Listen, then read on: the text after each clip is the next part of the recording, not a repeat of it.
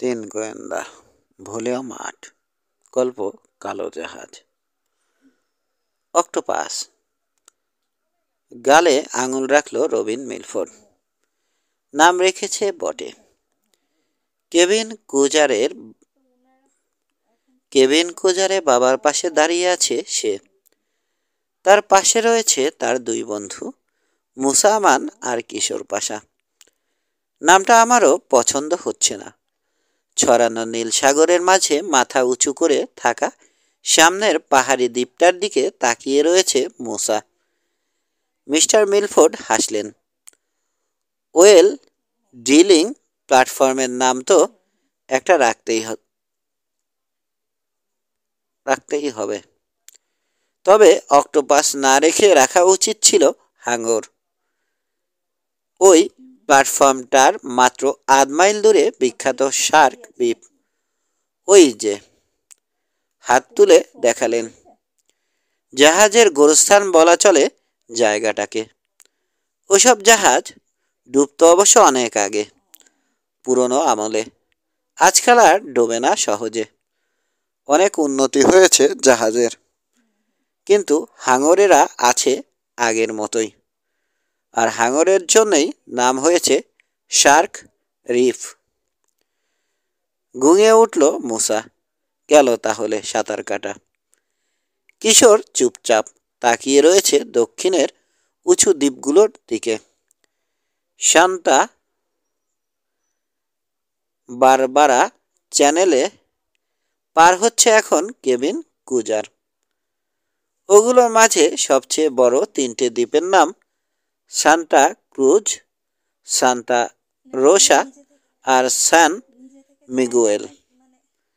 পাশাপাশি এমনভাবে রয়েছে ওগুলো, দূর থেকে দেখে আলাদা বোঝা যায় না, মনে হয় একটা।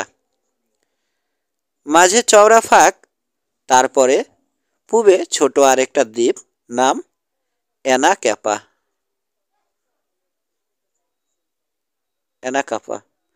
ওই ফাঁকের দিকেই ছুটছে এখন বোট। এসে গেলাম, উত্তেজিত শোনালো কিশোরের কণ্ঠ। মোড় নিয়ে সান্তাক্রুজের পাশ দিয়ে এগোচ্ছে বোট।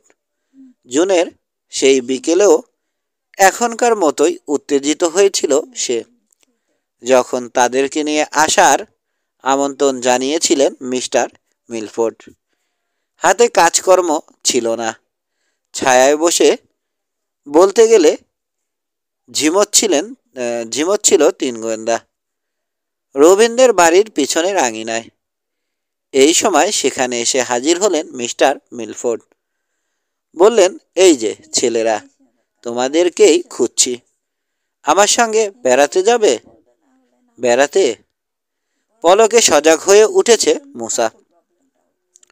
শান্তা বারবারায় সাগরের মাঝে নতুন একটা ওয়েল প্ল্যাটফর্ম খোলা হয়েছে, কিন্তু কিছু কিছু লোক তেল তোলায় বাধা দিচ্ছে। তার উপর একটা রিপোর্ট তৈরি করতে বলেছেন আমাকে সম্পাদক সাহেব। সেজন্যেই যাচ্ছি। পত্রিকার কাজে বাইরে যাওয়া তার জন্য নতুন কোনো ব্যাপার নয়। লস অ্যাঞ্জেলসের একটা নামী পত্রিকায় কাজ করেন তিনি। প্রায়ই যান এখানে ওখানে। বাবা, রবিনকে বিশেষ খুশি মনে হলো না। শুনেছি অনেক প্ল্যাটফর্ম করা হয়েছে ওখানে। এই নতুনটার এমন কি বিশেষত্ব আছে? প্রশ্নের জবাব দিয়েছে কিশোর। কাল রাতে টেলিভিশনে দেখিয়েছে। চ্যানেল আইল্যান্ডের বাইরে এই প্রথম একটা প্ল্যাটফর্ম তৈরি করা হলো। দ্বীপগুলোর কাছে এমন জায়গায় বসানো হয়েছে, খেপে গেছে প্রকৃতি প্রেমিকরা। পাখি, জন্তু জানোয়ার আর গাছপালায় বোঝাই ওসব দ্বীপ। আশেপাশের সাগরেও জীবনের ছড়াছড়ি। তেল তোলা শুরু হলে, পানিতে ছড়িয়ে পড়লে পানি দূষিত হয়ে যাবে। মাছ মরবে, জলজ গাছ মরবে ওগুলোর উপর নির্ভরশীল দ্বীপের অন্যান্য প্রাণী। প্রকৃতি প্রেমিকেরা রেগেছে সে কারণেই। মাথা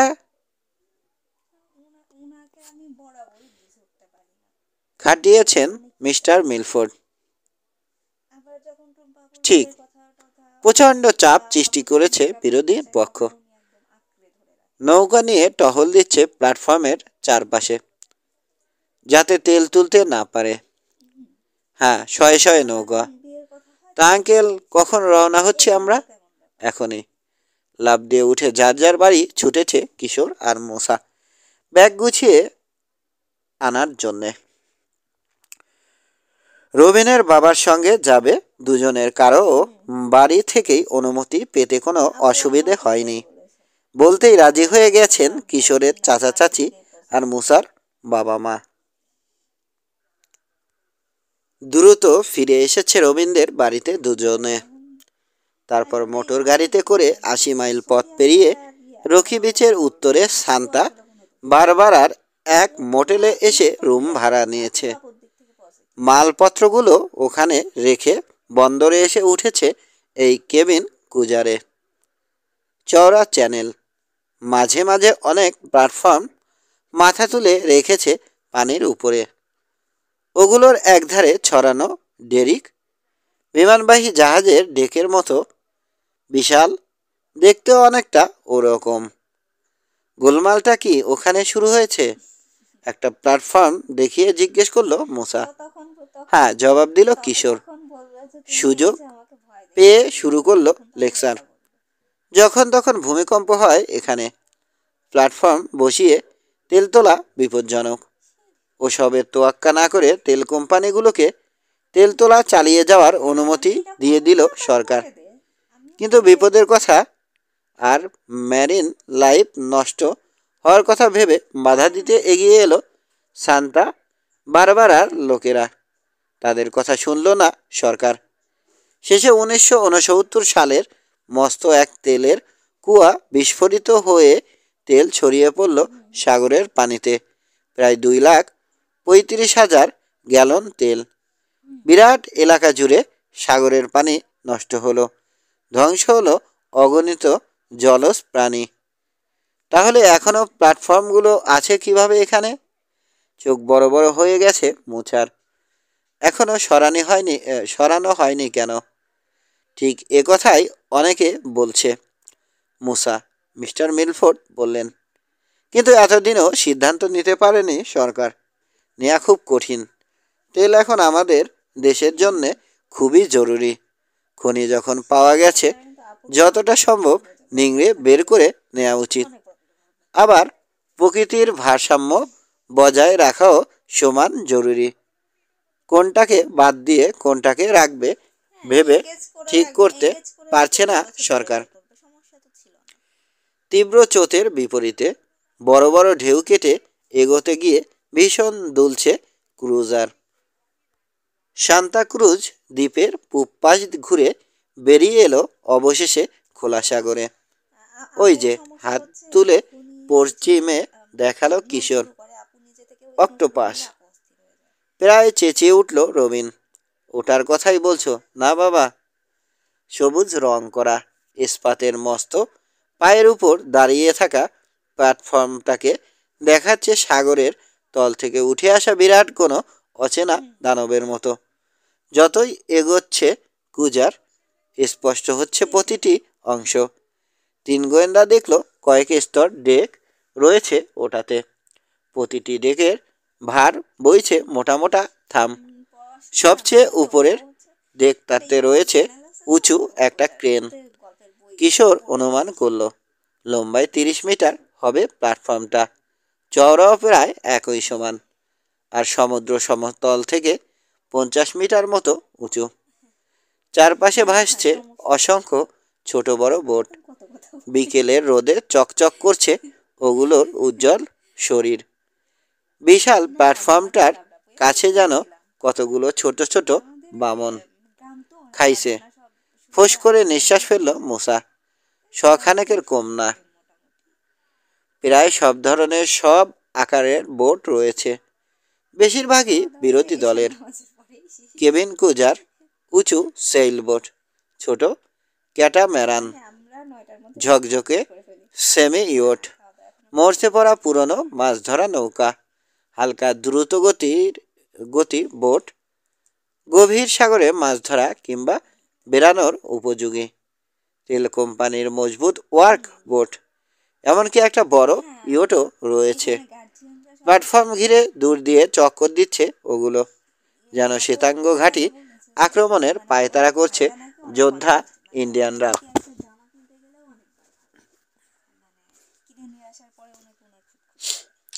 প্রায় প্রতিটি বোটের মাস্তুলে ঝুলছে নানা রকম ব্যানার, লাউড স্পিকার আর বুলহর্ন দিয়ে স্লোগান দিচ্ছে প্রতিবাদীরা।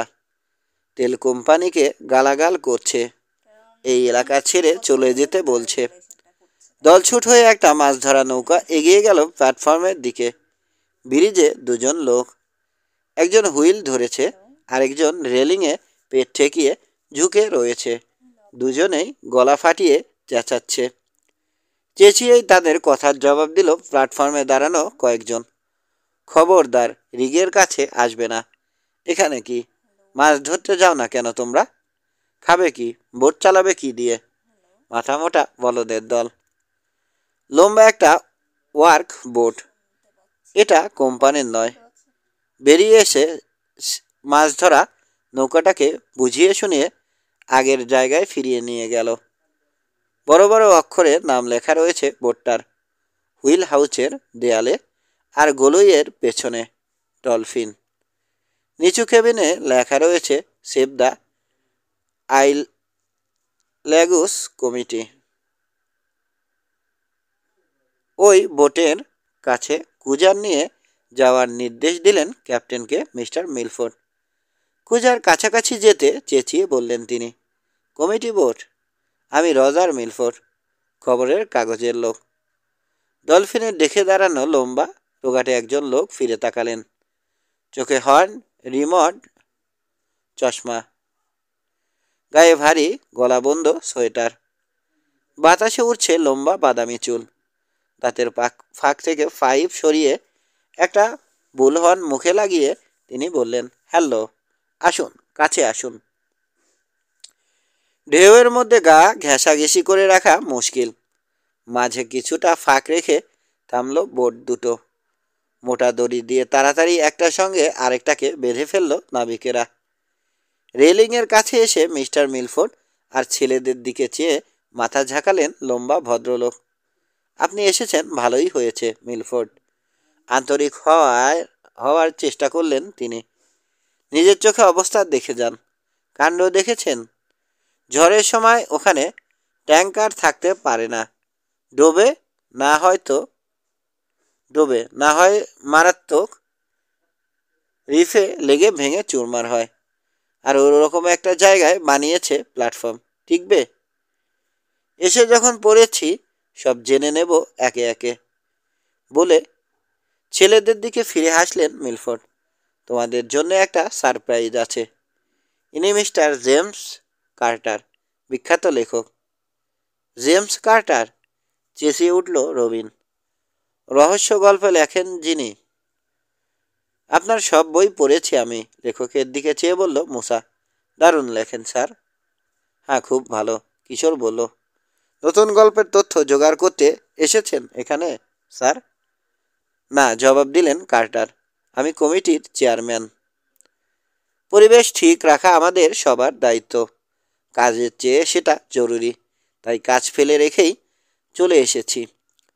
প্ল্যাটফর্মের দিকে তাকালেন একবার, ফিরে চেয়ে হাসলেন। খালি আমার প্রশংসা করছো, তোমরাও কিন্তু কম বিখ্যাত নও।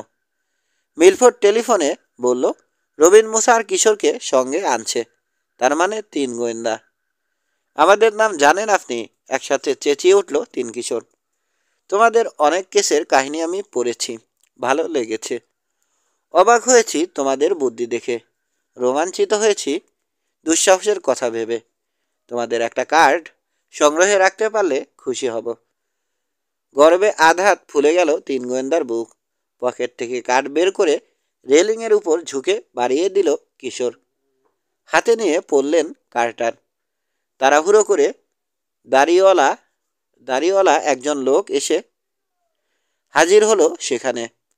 মাথায় নেভাল অফিসারের পুরনো ক্যাপ, গায়ে ভারী জ্যাকেট, অনবরত রোদে পুড়ে বৃষ্টিতে ভিজে নোনা বাতাস লেগে শক্ত হয়ে গেছে মুখের চামড়া, বিরক্তিতে কুঁচকে রেখেছে। কালো চোখের তারায় রাগ, বিড়বিড় করে কিছু বলল কার্টারকে। গম্ভীর হয়ে মাথা নাড়লেন লেখক। ছেলেদের দিকে চেয়ে বললেন, পরিচয় করিয়ে দিই, ক্যাপ্টেন নরম্যান পেক, ডলফিনের মালিক। আর থেমে গেলেন হঠাৎ। হাতের কার্ডটার দিকে আরেকবার তাকিয়ে মুখ তুললেন। বয়েস, ধীরে ধীরে বললেন তিনি, একেবারে সময় মতো এসে পড়েছ তোমরা। একটা রহস্যের সমাধান করতে হবে। 2 মার্চে মুসা বলল, মিস্টার কার্টার, আপনি রহস্য কাহিনী লেখেন।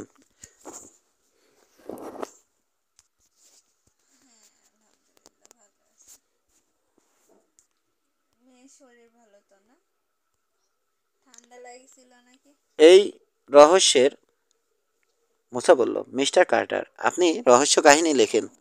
এই রহস্যের সমাধান আপনি করছেন না কেন? মুসা, আমি লেখক। রহস্য লেখক আর রহস্যভেদীর মাঝে অনেক ফারাক। শুকনো কণ্ঠে বললেন কার্টার। সমস্যাটা তাজ্জব করে দিয়েছে আমাকে। অনেক ভেবেছি, সমাধান বের করতে পারেনি। মাথা কাত করে তাকালো কিশোর। সেও অবাক হয়েছে। এসেই একটা রহস্য পেয়ে যাবে কল্পনাও করেনি। বলল, সাহায্য আশা করতে পারবো স্যার। তা সমস্যাটা যদি খুলে বলেন। নার্ভাস ভঙ্গিতে হাতঘড়ির দিকে তাকালো ডলফিনের ক্যাপ্টেন। বেশি সময় নেই মিস্টার কার্টার। ঠিক আছে, ক্যাপ্টেনকে বলে ছেলেদের দিকে ফিরলেন লেখক। এটাই আমাদের সমস্যা, বুঝেছ? আর দেরি করা যাবে না। এখনই তীরে ফিরতে হবে আমাদের। ওখানে গিয়েই সব কথা বলবো। আরেক কাজ তো করতে পারেন, মিস্টার মিরফোর্ড বললেন। ওদের নিয়ে যান না সঙ্গে করে। আমি এদিকে বিরোধীদের একটা ইন্টারভিউ সেরে ফেলি। ওরা থাকলেও আমার কোনো উপকারে আসছে না। তার চেয়ে ভালো বলেছেন। এক কথায় রাজি হয়ে গেলেন কার্টার। ফেরার পথেই সব কথা জানাতে পারবো ওদের। ছেলেরাও যাওয়ার জন্যে এক পায়ে খাড়া। তবু রবিন বলল, বাবা, আমরা থাকলে তোমার সুবিধা হতো না? না, যাও তিনজনেই। পরে গল্পটা আমাকে শুনিও। হয়তো এ ব্যাপারেও পত্রিকায় কিছু লিখতে পারবো। নিচে উত্তাল সাগর। সাংঘাতিক দুলছে দুটো বোটই। ক্যাপ্টেন পেক আর কেবিন কুজারের ক্যাপ্টেনের সহায়তায় রেলিং টপকে এক বোট থেকে আরেক বোটে চলে এলো 3 গোয়েন্দা। বাঁধন খুলে দেয়া হলো। নাক ঘুরিয়ে বিরোধীদের বোটগুলোর দিকে এগোলো কেবিন কুজার। আরেক বোটে থাকা অ্যাসিস্ট্যান্ট চেয়ারম্যানের সঙ্গে রেডিওতে কথা বললেন কার্টার। দলের নেতৃত্ব নেয়ার নির্দেশ দিলেন সহকারীকে। তারপর তীরের দিকে রওনা হলো ডলফিন। বড়জোর ঘণ্টাখানেকের পথ। শক্তিশালী ইঞ্জিন বোটটার। দেখতে দেখতে পেছনে ফেলে এলো মস্ত প্ল্যাটফর্ম। ঢুকে পড়ল শান্তা কুজার আর অ্যানাকাফার মাঝের চ্যানেলে। ওই যে আরেকটা জাহাজ ফিরে যাচ্ছে। হাত তুলে দেখালো রবিন। প্রতিবাদের ব্যানার ঝুলছে মাস্তুলে। কয়েক মাইল দূরে রয়েছে জাহাজটা। কালো রং, ছোট্ট ব্রিজ। বার্টি ব্রাদার্স। কপালে হাত রেখে রোদ আড়াল করে দেখছেন কার্টার। ড্রাইভার অক্সনার্ড এর লোক। বিরোধী দলে ঢুকতে চায়। ঢুকতে দেব কিনা ভাবছি। কোনো সংগঠনে মানিয়ে নিতে পারবে কিনা যথেষ্ট সন্দেহ আছে আমার। আমাদের উদ্দেশ্য দল বেঁধে থাকবো আমরা। একসঙ্গে প্রতিবাদ জানাতে যাব প্ল্যাটফর্মে। একসঙ্গে ফিরে আসব। তাতে জোর বাড়ে। তাহলে একা ফিরে চলেছেন কেন? জিজ্ঞেস না করে পারল না মুসা। বাধ্য হয়ে। আবার গম্ভীর হয়ে গেলেন লেখক। তেল নেই, প্রায় ফুরিয়ে এসেছে। রহস্য এটাই। বুঝলাম না স্যার। সিটকে গালে এসে পড়া নোনা পানি মুছল রবিন। এই নিয়ে 4 বার তেল ফুরালো ডলফিনের 1 হপ্তায়। থাকতে পারলাম না সেজন্যই। সাগরের যা অবস্থা, সারাক্ষণ ইঞ্জিন চালু রাখতে হয়, বন্ধ করার জো নেই। তাহলে ভুকুটি করল কিশোর। তেল বেশি নেয়ার ব্যবস্থা করলেই হয়। ব্যবস্থা তো আছেই, শক্তিশালী ইঞ্জিন এটার, দ্রুত গতি গতি দ্রুত গতি, বডিও শক্ত। সে কারণেই ভাড়া নিয়েছিলাম। লিডিং বোট হিসেবে ভালো হবে ভেবে। ভালোই চলে, তবে তেল খুব বেশি খায়। 12 ঘন্টা যাতে চলে সেভাবে হিসেব করেই রওনা হওয়ার আগে তেল নেয় ক্যাপ্টেন, ট্যাঙ্ক ভর্তি করে। কিন্তু এই হপ্তায় 3বার ঘটেছে ঘটনাটা। 10 কি 11 ঘন্টা চলেছে, আজও সেই একই কাণ্ড। আজও ট্যাঙ্ক ভরে নেওয়া হয়েছিল? জানতে চাইল মুসা কানায় কানায়। স্টিক গজ দিয়ে মেপে দেখেছি। তার মানে? ধীরে ধীরে বলল কিশোর। তেলটা কিভাবে নষ্ট হয় সেটাই রহস্য। ঠিক ধরেছ। দক্ষিণ পশ্চিমে ছুটেছে বোট। আশেপাশে দ্বীপ থাকায় খোলা সাগরের চেয়ে ঢেউ এখানে অনেক কম। সামনে কালো জাহাজটার সঙ্গে দূরত্ব দ্রুত কমে আসছে। মাইলখানেক দূরে এখন ওটা। নীরবে কিছু ভাবল কিশোর। জিজ্ঞেস করলো, সব সময় কি একই রকম? মানে প্রতিবারেই কি একই পরিমাণ তেল নষ্ট হয়? তা বলতে পারো। ফেরার আগে প্রত্যেকবার মেপে দেখেছি, ফুয়েল গজ একই রিডিং দিয়েছে। প্রথমবার বন্দরে ফেরার পরে ও কয়েক গ্যালন তেল বাকি ছিল। পরের দুবার 1 মাইল দূরে থাকতেই শেষ হয়ে গেছে। রেডিওতে বন্দরে খবর পাঠাতে হয়েছে সাহায্যের জন্যে। এবার তাই বাড়তি ক্যানে করে কিছু তেল নিয়ে এসেছি। স্যার, রবিন জিজ্ঞেস করলো, জোয়ারের ব্যাপারটা হিসেবে ধরেছেন? হ্যাঁ, সঙ্গে সঙ্গে হিসেব করেছে ক্যাপ্টেন পেক। কোনো সম্ভাবনায় বাদ রাখেনি। বাতাস আর চোতের বাধা? মুসার প্রশ্ন। ধরা হয়েছে। ইঞ্জিনে কোনো গোলমাল? আবার জিজ্ঞেস করলো রবিন। কিংবা ফুয়েল গজও খারাপ হতে পারে, যোগ করলো মুসা। মাথা নাড়লেন কার্টার। ওসব কথা শুরুতেই ভেবেছি। সব চেক করা হয়েছে। ইঞ্জিনে কোনো গোলমাল নেই। ফুয়েল গজও ভালো। তেলের ট্যাঙ্ক কিংবা লাইনে কোনো ছিদ্র নেই। প্রোপেলার আর শাফটও ঠিক আছে।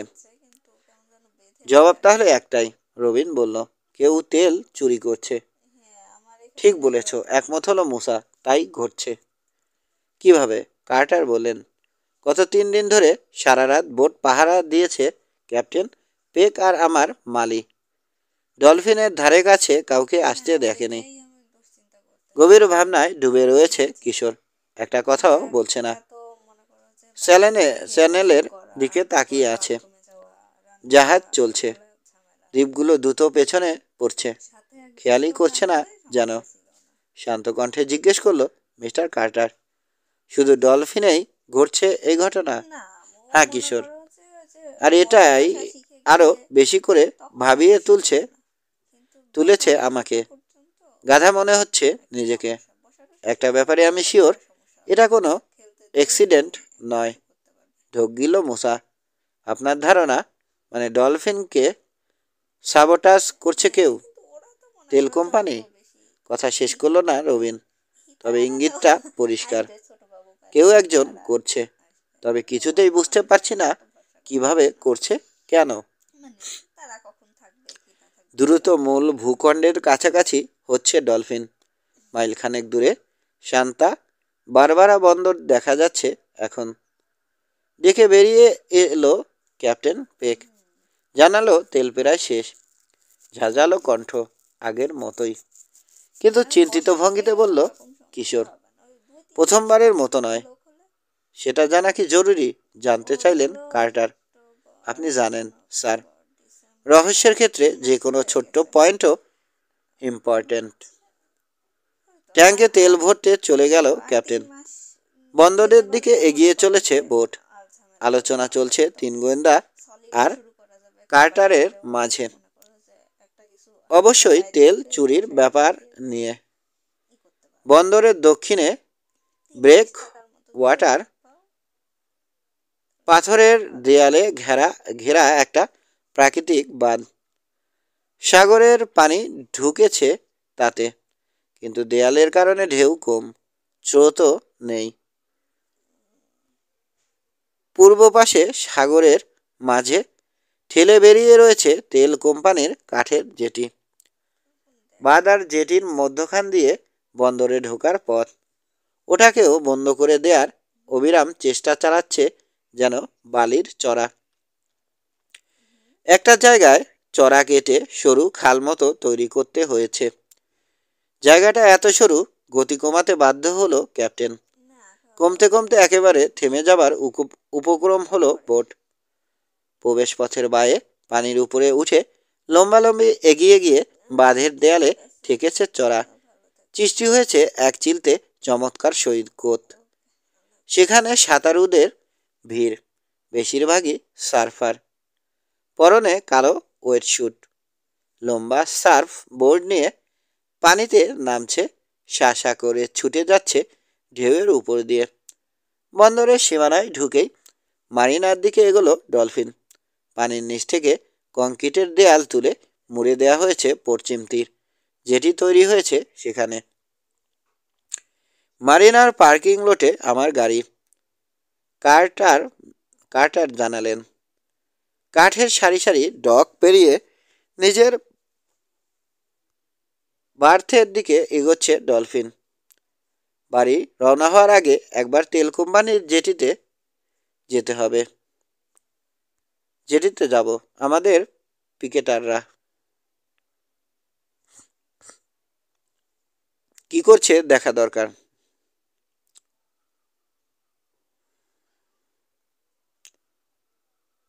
ঘাটে পৌঁছলো ডলফিন। রাতে আর বেরোবে না। ক্যাপ্টেন বোটে রয়ে গেল। 3 গোয়েন্দাকে নিয়ে নামলেন কার্টার। চওড়া চত্বর ধরে দ্রুত এগোলেন বন্দরের উত্তরে। মারিনা আর জেটির মাঝে ছোট আরও একটা সৈকত রয়েছে। সেখানে লোকের ভিড়, ট্যুরিস্টই বেশি। যার যার কাজ বাদ দিয়ে তাড়াহুড়ো করে এগোচ্ছে তেল কোম্পানির জেটির দিকে। জেটিতে মানুষের কোলাহল। চেঁচিয়ে স্লোগান দিতে শুরু করলো অনেক লোক। শঙ্কিত হয়ে উঠলেন মিস্টার কার্টার।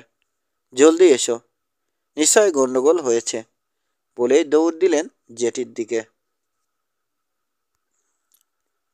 3 সামনে শান্তা বারবারার প্রধান সড়ক। ওটা থেকে বেরিয়ে সরু আরেকটা পথ তীর বরাবর এগিয়ে গিয়ে ঢুকেছে জেটিতে। ঢোকার মুখে দাঁড়িয়ে রয়েছে বিশাল 3টে ট্রাক। নানা রকম পাইপ বোঝাই ওগুলোতে, তেল তোলার ডিলিং পাইপ। ড্রাইভার আর শ্রমিকেরা ফিরে চেয়ে আছে গেটের দিকে। ওখানে লোকের জটলা, হাতে প্ল্যাকার্ড আর ব্যানার। গেট জুড়ে দাঁড়িয়ে স্লোগান দিচ্ছে। বললাম না গন্ডগোল, থেমে গেলেন কার্টার। কিন্তু হলো কি? ম্যানেজারের সঙ্গে তো কথা হয়েছিল, উল্টোপাল্টা কিছু করবে না। কোর্ট যা রায় দেবে তাই মেনে নেবে। ওই যে স্যার, হাত তুলে দেখালো কিশোর। গন্ডগোলের কারণ, ট্রাক আর পিকেটারদের মাঝে দাঁড়িয়ে আছে কালো বড় একটা লিমোসিন গাড়ি। ওটা থেকে 3 মিটার মতো দূরে বিরোধীদের সঙ্গে রাগারাগি করছে চওড়া কাঁধওয়ালা এক লোক। পরনে পুরনো শার্টের স্যুট, মাথায় হলুদ শক্ত হ্যাট। চেঁচাচ্ছে, দেখো শেষবারের মতো সাবধান করছি তোমাদেরকে, ভাগো এখান থেকে। তেল তোলার জন্যে রাখা হয়েছে আমাকে, আর সেটা করে ছাড়ব। কয়েকটা মাছের থোড়ায় পরোয়া করি আমি না, আমি মরুগ্গে না ওগুলো। কিন্তু কার্টারের সঙ্গে চুক্তি হয়েছে আপনার। জনতার মধ্যে থেকে চেঁচিয়ে জবাব দিল কেউ। কথা রাখছেন না, বলল আরেকজন। মাছের পরোয়া আমি না করলেও আমরা করি। মাছের পরোয়া আপনি না করলেও আমরা করি, বলল তৃতীয় আরেকজন। ওগুলো মরলে আমাদের ভীষণ ক্ষতি হবে, কচু হবে, দাঁতে দাঁত চেপে বলল হলুদ হ্যাট পরা লোকটা। পাগলের সঙ্গে আমার কোনো কথা নেই। ভালো চাইলে। পিকেটারদের ভেতর থেকে বেরিয়ে এলো একজন। নোংরা ওভারঅলের ভেতর থেকে উকি দিচ্ছে ওয়েট স্যুট, পায়ে রবারের বুট। খোলা সাগরের রোদ আর বাতাসে প্রায় চৌকোনা মুখের চামড়া লাল। মাথায় কালো উলের টুপি। দাঁত বের করে করে হিসিয়ে উঠল সে। দাঁত বের করে হিসিয়ে উঠল সে। না হলে কি করবে কসাই কোথাকার। তার পেছনে বেরিয়ে এলো আরেকজন গাট্টাগোট্টা লোক। চেহারায় মিল রয়েছে, পোশাক আশাকও সব এক, শুধু টুপির রংটা বাদে। ওরটা লাল। আমরা পাগল নই। আর বলেছি পাইপ নামাতে দেব না। দেব না, ব্যাস। যাও ভাগো। বলেই স্লোগান দিতে শুরু করলো। তার সঙ্গে গলা মেলালো অন্য পিকেটাররা। রাগে লাল হয়ে গেল হলুদ হ্যাটওয়ালা লোকটার মুখ। মাল নামাবই, যা হয় হবে, দেখি কি করতে পারো। পেছনে তাকিয়ে চেঁচিয়ে উঠল কালো টুপি, বস বসে পড়ো, সামনের সারি বসে যাও। হাত নেড়ে ট্রাক ড্রাইভার আর শ্রমিকদের ডাকলো হলুদ হ্যাট।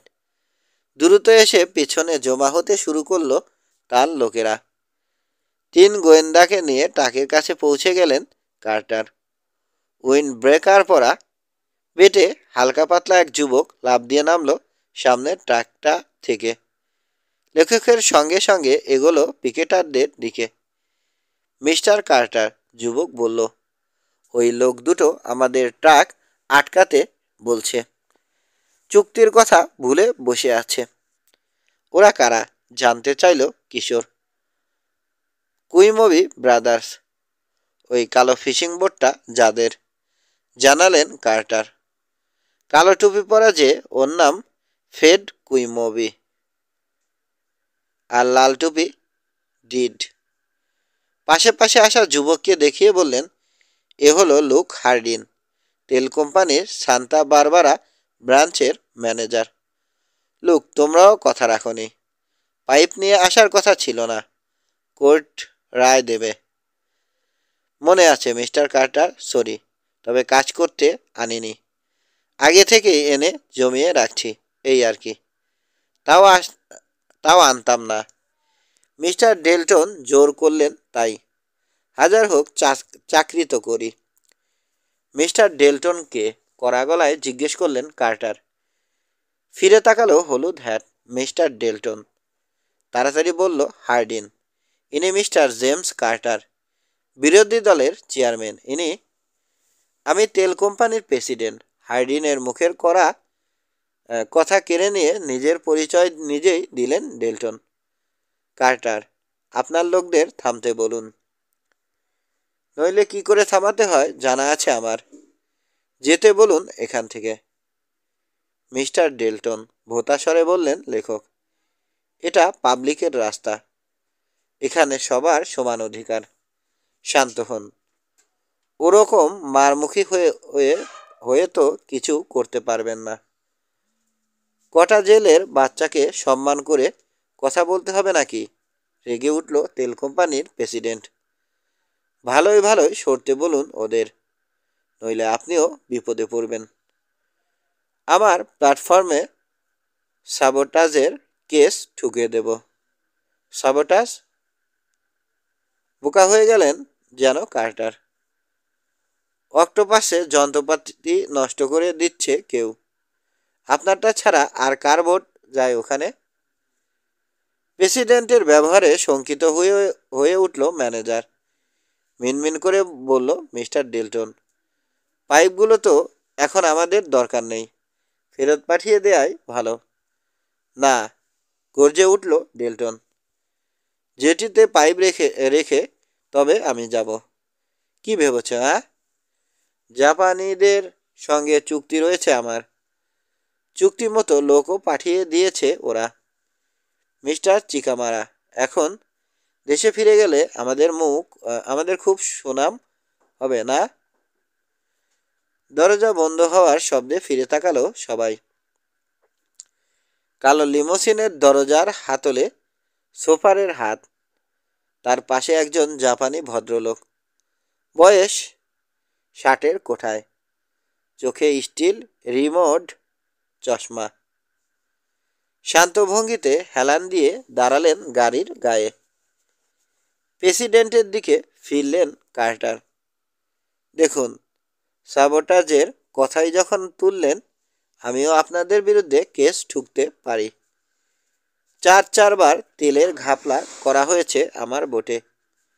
স্পষ্টই বোঝা যায় চুরি করা হয়েছে কোনো অসৎ উদ্দেশ্যে। আপনারা ছাড়া এখানে আমার আর শত্রুকে। যাই হোক, এখন থেকে সব সময় সোহেকে বোট পাহারায় রাখব। ইচ্ছে করলে FBI এর লোক এনে বোট পাহারায় রাখতে পারেন। কে মাথা ঘামাতে যাচ্ছে? নিতান্ত অভদ্র কণ্ঠে বলল প্রেসিডেন্ট। এখন আপনার লোকদের যেতে বলুন, নইলে আমার লোক দিয়ে পিটিয়ে খেদাবো। এই কথা শোনার পর আর চুপ থাকলো না তেল কোম্পানির শ্রমিকেরা। যে যা পারল তুলে নিয়ে পিকেটারদের দিকে ছুটতে শুরু করলো। এক দৌড়ে গিয়ে একটা মোটা রড তুলে আনলো ডিড কুইম্বি। চেঁচিয়ে বলল, এই তোমরা চুপ করে আছো কেন? মারো ব্যাটাদের। লাফিয়ে উঠে দাঁড়ালো বসে থাকা পিকেটাররা। হাতের কাছে যে যা পেল ওরাও তুলে নিতে লাগলো ইট, পাথর, লোহার শিক। গাল দিয়ে উঠল ফেট কুইম্বি। ভাইয়ের মতোই একটা রড তুলে নিয়ে তেড়ে গেল শ্রমিকদের দিকে। লেগে গেল মারপিট। হঠাৎ দূরে বেজে উঠল সাইরেন। দ্রুত এগিয়ে আসতে লাগলো। গাল দিল ডেলটন। কটা জেলের বাচ্চার চেয়ে মুখ কম খারাপ নয় তার। খেকিয়ে উঠল। পুলিশকে খবর দিল কে? আমি স্যার, বলল ম্যানেজার। 10 মিনিট আগেই ফোন করেছি। কার চাকরি করো তুমি, হার্ডিন? ধমকে উঠল প্রেসিডেন্ট। বদমাশগুলোকে ঠান্ডা করতে চাও না? চাই, তবে এভাবে মাথা ফাটাফাটি করে নয়। দক্ষযজ্ঞ কাণ্ড শুরু হয়ে গেল ততক্ষণে দুদলে। দুজন ট্রাক ড্রাইভারকে জাপটে ধরে মাটিতে গড়িয়ে পড়েছে 2 কুইম্বি। অন্যেরাও চুপ করে নেই। যে যার উপর পাচ্ছে হামলা চালাচ্ছে। পুলিশ এসে পৌঁছল। মিনিট 15 চেষ্টার পর আলাদা করতে পারল 2 দলকে। এগিয়ে এলেন একজন পুলিশ অফিসার, যথেষ্ট বয়স হয়েছে। তীক্ষ্ণ কণ্ঠে জিজ্ঞেস করলেন, কে শুরু করেছে জেমস? লাগালো কে? আর বলো না, হ্যান্স।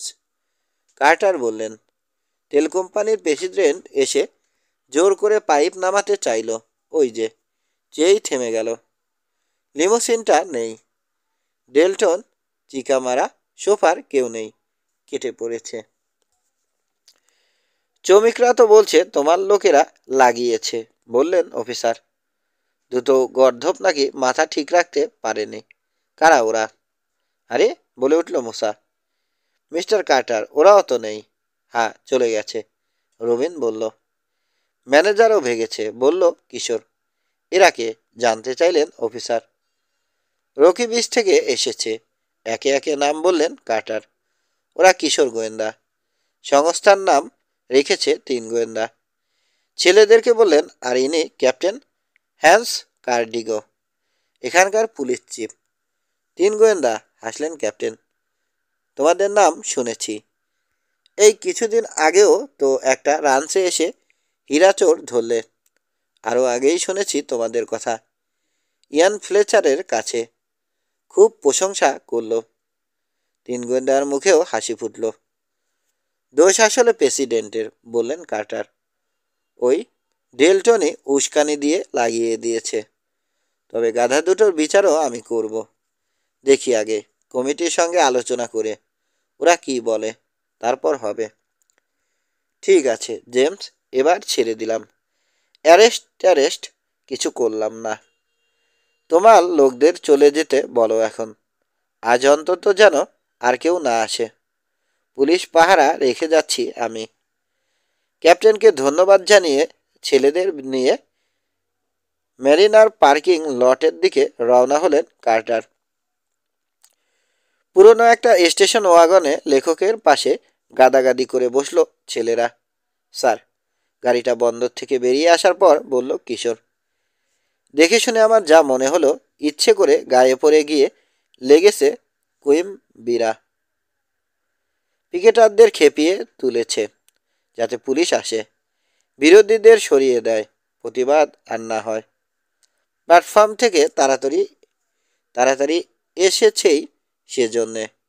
রবিন মনে করিয়ে দিল, আপনার বোটে তেল চুরি করছেও বলে গেল কিশোর। চুরি করছেও বলে গেল কিশোর। আমার যা মনে হয় পিকেটারদের সন্দেহ জাগানোর জন্যে। তেলের অভাবে আগেই চলে আসতে বাধ্য হচ্ছেন আপনি। বিরোধীদের মনে প্রশ্ন জাগা স্বাভাবিক।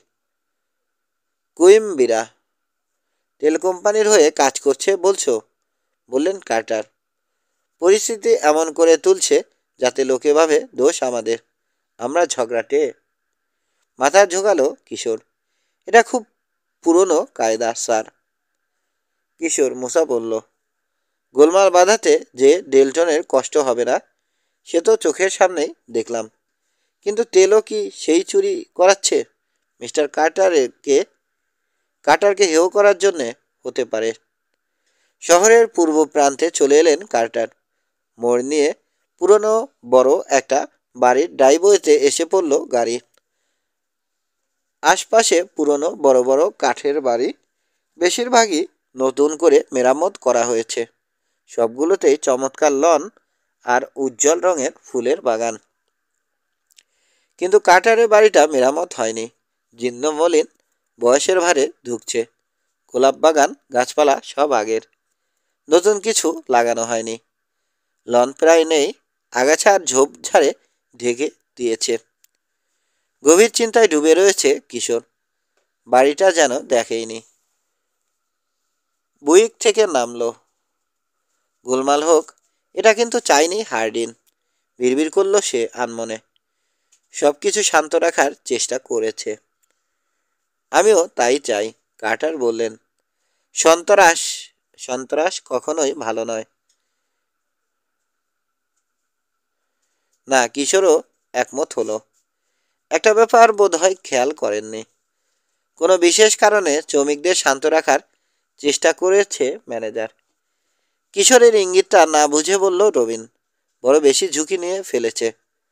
হাজার হোক ডেলটনের চাকরি করে সে, বিরোধিতা করা উচিত হয়নি। সামনের দরজার দিকে এগোচ্ছে ওরা। হঠাৎ বাড়ির পেছনে দরাম করে শব্দ হলো। কি? শুরু করেই থেমে গেলেন কার্টার। দুরদার করে দৌড় দিল কে যেন। জলদি এসো, ছুটতে শুরু করেছে মূসা। ঘুরে বাড়ির পেছনে চলে এলো সবাই। ছোট একটা লেবু বাগান, ঘরের একেবারে ধার থেকে শুরু করে বেড়ার কাছে গিয়ে ঠেকেছে। ওটার ভেতর দিয়ে ছুটে যাচ্ছে কালো ওয়েট স্যুট পরা একটা লোক। দ্রুত বেড়া ডিঙিয়ে হারিয়ে গেল ওপাশে। 4 দেখো দেখো, চেঁচিয়ে উঠল রবিন। পেছনের জানালাটা দেখো। জানালাটা খোলা, নিচে পড়ে রয়েছে একটা ময়লা ফেলার ড্রাম। নিশ্চয় ঘরে ঢুকেছিল, বলল কিশোর। ব্যাটাকে ধরা দরকার। মাথা ঝাঁকালেন কার্টার। বেড়ার ওপাশে গলি আছে, ও পথেই যাবে রবিন, মুসা। রাস্তার দিকে দৌড়াও। দুজনে দুদিকে ঘুরে যাবে, একজন বাঁয়ে একজন ডানে। যেদিকেই যাকো চোখ এড়াতে পারবে না। আমি আর কিশোর যাচ্ছি এদিক দিয়ে। কার্টারের কথা শেষ হওয়ার আগেই দৌড় দিল 2 সহকারী গোয়েন্দা। তিনি ছুটলেন লেবু বাগানের ভেতর দিয়ে। কিশোর পিছু নিল। বেড়ার উপরে উঠে ওপাশে লাফিয়ে নামলো দুজনে। গলি ধরে দৌড়ে গেল কিছু দূর। থেমে গেলেন কার্টার। হাঁপাতে হাঁপাতে বললেন, পালিয়েছে। মুসার রবিন এসে হাজির হলো। হাঁপাচ্ছে। মাথা নেড়ে বোঝালো ওরাও দেখেনি। ওদিকে আরেকটা বাড়ি আছে। হাত তুলে দেখালেন কার্টার। রাস্তাও আছে আরেকটা। তোমরা ঘুরে যাও ওদিকে, আমরা সোজা যাচ্ছি। আবার ছুটল দুই সহকারী। গলি ধরে ছুটে মস্ত বাড়ির পাশ কাটালেন কার্টার আর কিশোর। আরেকটা রাস্তায় এসে পড়ল। মুসার রবিন আগেই পৌঁছে গেছে, আর কেউ নেই। না, হাত নাড়ল কিশোর, গেল। নিরাশ ভঙ্গিতে মাথা দোলালেন কার্টার। দৌড়ে কাছে এলো মুসার রবিন। দ্বিধা ফুটেছে গোয়েন্দা সহকারীর চেহারায়। একটা গাড়িও দেখলাম না, পালালো কি করে বেটা? লুকিয়ে পড়েছে হয়তো কোথাও, কিশোর বলল। যাই করুক, ওকে এখন আর পাওয়া যাবে না।